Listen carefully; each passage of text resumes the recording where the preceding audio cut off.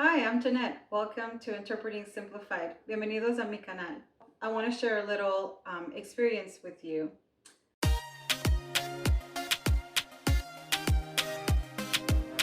When I first started as a medical interpreter, I didn't have the confidence to know that I knew what I knew. I know that sounds a little funny. I'll give you an example. One time I was interpreting for a cardiologist, and the cardiologist was explaining to the mom that the child had VSD.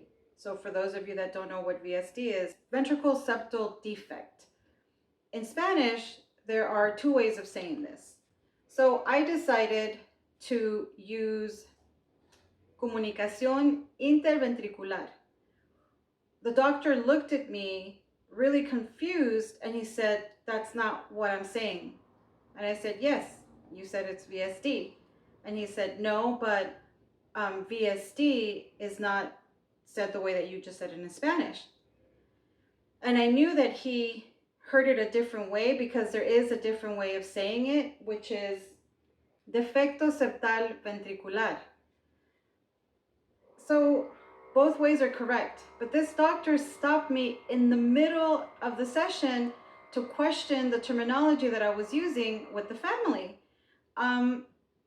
This was not the only time that this happened to me, but because I was fairly new, he actually made me doubt and question the term that I was using.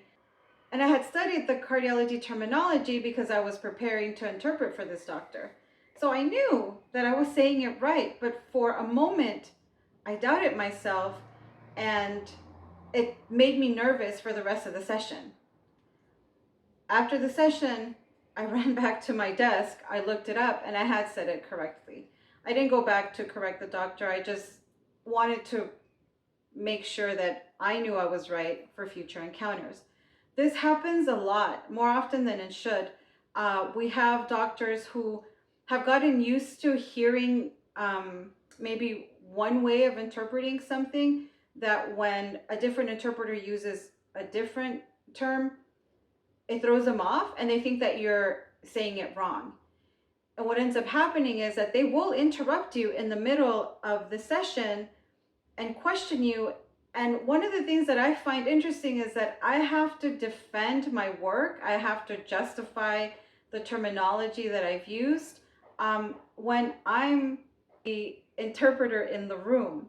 It can be a little frustrating and sometimes it can be discouraging, but just know that you're not alone. You're not the only one that this happens to. And it's not because you don't know, it's because they don't know. And it comes with the job. The good thing though is that sometimes in this process, the doctors learn as well, because I have sometimes taken the time out to explain to them, well, no, this is what you thought I should have said, but this means that, and what I said actually means what you said. And the doctors will be like, "Oh, really? Oh, okay, I didn't know that." So all of us are always learning. Sometimes the learning process is a little more painful than others, but be confident in knowing that when you've used a term and you know that it's right, you can trust yourself. And if you have to take a little extra time to explain it to the provider, then go ahead and do that, so that next time when they hear somebody else using the term that you used, they won't interrupt that person as well. Being a medical interpreter has so many different, what's the word that I'm looking for? There's just so many things that we do that you normally wouldn't think a medical interpreter does.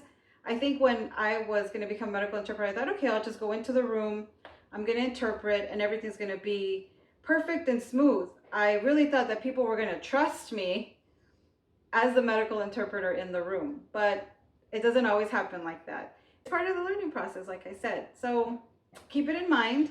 You might get questioned, you might get interrupted, you might feel embarrassed in that moment, but it's okay. You're gonna be fine. I hope this was helpful. If you have any questions or comments, leave it in the comment section.